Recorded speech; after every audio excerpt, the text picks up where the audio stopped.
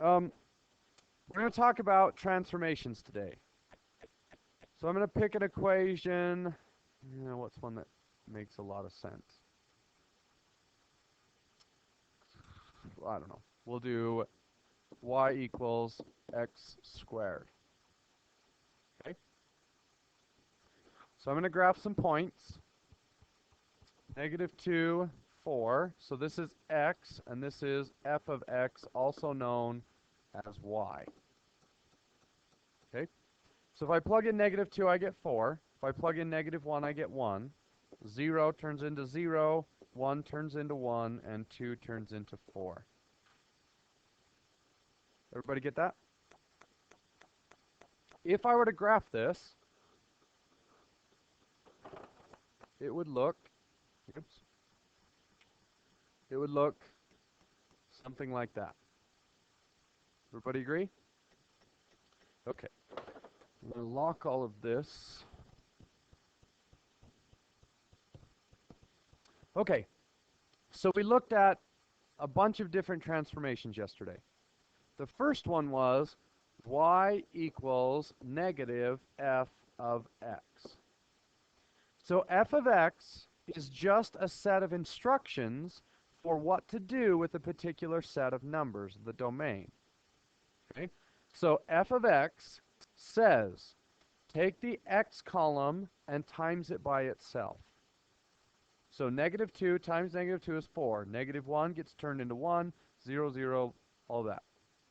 This information is transferred over to this graph, and that's what all of the points look like graphically. So -1 hits at 1. Let's move that over a little bit. We won't have room. -1 hits at 1. -2 hits at 4, and so on. Okay? All a transformation does is changes the instructions. And every time you change the instructions, that changes the graph. And the nice thing is, the changes are very predictable. We know exactly what's going to happen when we change the instructions in a certain sort of way. So the original instructions say, plug in x and square it and create the graph. But yesterday, we created negative f of x. And here's how it changes the instructions. It says, take all your x's, plug them into f, just like you normally did. When you're done, change all of their signs. So this says, plug these in here just like you did normally, and create this list. Once the list is created, what's the change? Make them all negative.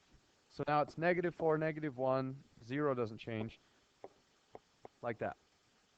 Does that make sense? So now, what does the new graph look like in comparison to the old graph? So now, this point that used to be -1, 1, now is -1, -1.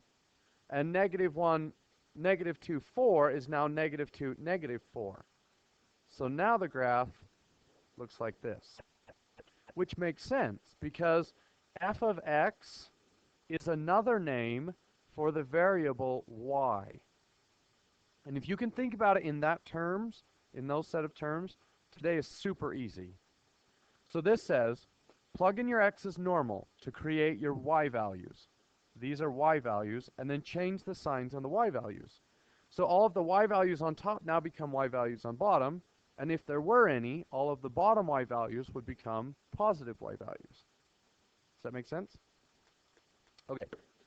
So let's look at y equals f of negative x. What do those instructions say to do?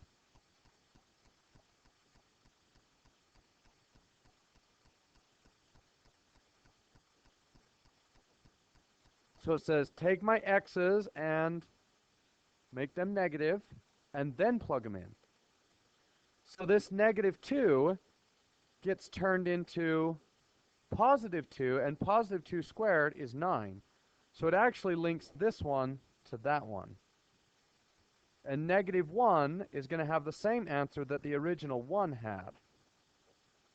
this one's not going to change, but this one will move to there, and this one will move to there. So what that does is it changes all of your x values. Now on this graph, if I take all of these x's and shift them to the other side, and I take all of these x's and shift them to the other side, does it change the graph? No. But what if my graph looked like this? What if I took all of these and turned them into negative numbers and kept the y values the same? What would the graph look like? Now it would be this way, which makes sense. If the negative is on the outside of the f of x, then the y's switch places. If the negative is on the inside, then the x's switch places. You guys get that? You could do that. You could have what is negative f of negative x. And this switch would happen first. So you'd flip it this way first, and then that switch would flip it down. So that could happen. You can combine as many transformations as you want into one. Okay, those are all pretty easy. Then the next one's pretty easy. What about f of y equals f of x plus 1? What is that going to do to the graph? Well, let's think about the instructions. What do the instructions say? Start with x's. What do I do with them? Plug them in to find my f of x's. So I take this list and I create this list. Then what? Add 1 to them. So this one is no longer 4, it becomes 5. This one becomes 2, 1, 2, 5. So my original -2, 4 now becomes -2, 5. My -1, 1 now becomes -1, 2. This one moves to there. This one moves here, and this one moves there. What's the difference between those two graphs? It moved it up 1. Does that make sense? Which makes sense because take your x's, turn them into y's, and then add 1 to your y values. So every x remains unchanged, and the y's go up 1. What if it said -3? Then it would shift down 1. So what you need to remember is anything on the outside of the f of x affects the y values. Anything on the inside of the f of x affects the x values. You guys remember that? F of x is y, so anything outside of f of x is y, inside is x. Okay, so what about y equals f of x plus 1? What are those instructions? Take my x column, add 1 to it, and then times it by itself, or plug it into the equation, right? So -2 becomes -1, and -1 squared is 1. So now this number is no longer attached to 4, it's attached here. -1 plus 1 is 0, and 0 squared is 0. So it shifts them all this way. Well, what effect does that have on the graph? -2, 4 now becomes -2, 1. -1, 1 now becomes -1, 0. 0, 0 now becomes 0, 1. What effect did that have on the graph? It moved it left 1. Now wait a minute. When I added 1 on the outside, it went up. When I added 1 on the inside, it went left. Can anybody explain why?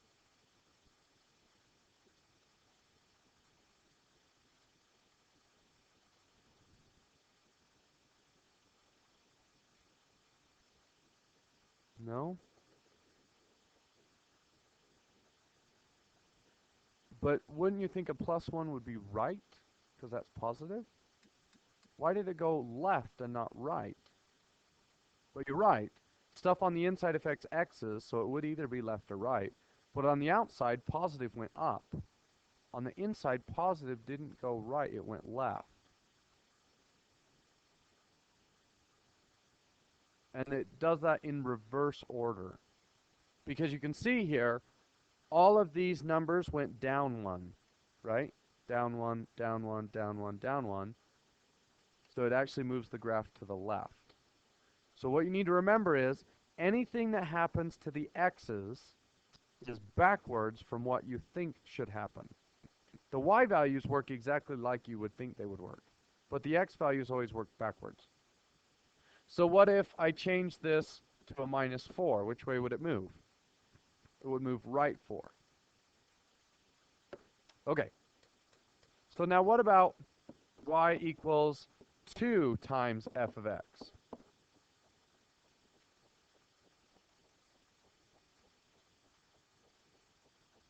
What do the instructions say? So take my x values, plug it in, get my y values, and do what to the y values? Times them by 2. So -1, 1 now becomes -1, 2. -1, 4 is going to be way up there at 8. How would you describe the movement of those points? Which direction are they moving? Well, that's not... In isn't the way they moved. Skinny is not the way they moved. This point moved that way. Right? A point down here, which way would it move? Down. So if you had some graph that looked like this, all of those points would double in length, and that would look like that. So we have to think about it as y values. The y values are moving twice as far from where? From the middle, which is the x-axis. So if we double the y values, they move twice as far away from the x-axis, which makes it taller. What if I had y equals 1/2 f of x? How would you describe that?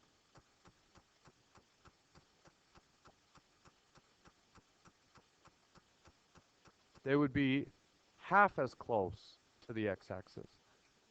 So that graph would look like this. Because all of those y values get cut in half. So they move closer to the x-axis. Okay? When you deal with this, it's not quite the same thing. What do those instructions say? Times x by 2 and then plug it in. But we know that things that hit the x's work opposite from what you would think. So if I made the x's twice as big, how would that affect the graph?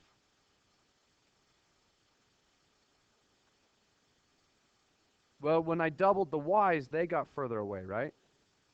Closer to what? The y-axis.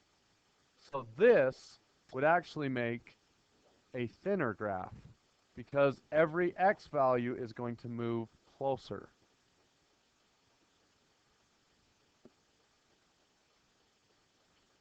So y equals f of 1/2 x. What's that going to do? It's going to move it twice as far away. Now there's a difference between tall and thin.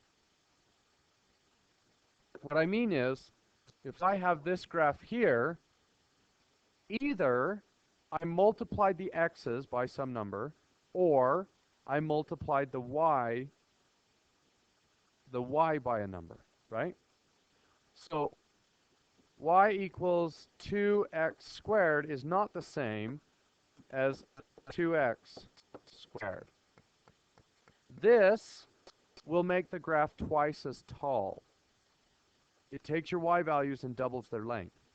This will make your graph twice as thin. It takes the x values and moves them in.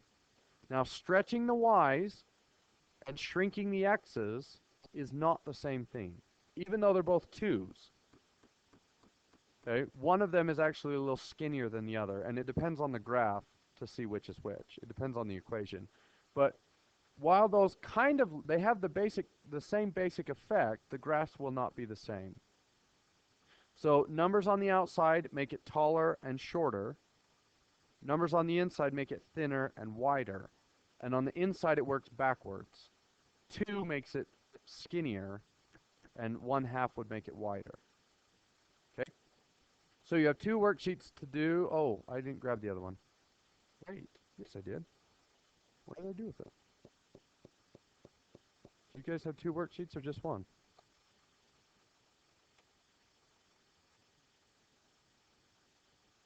I'll go grab it. Sorry. Okay. Get to work.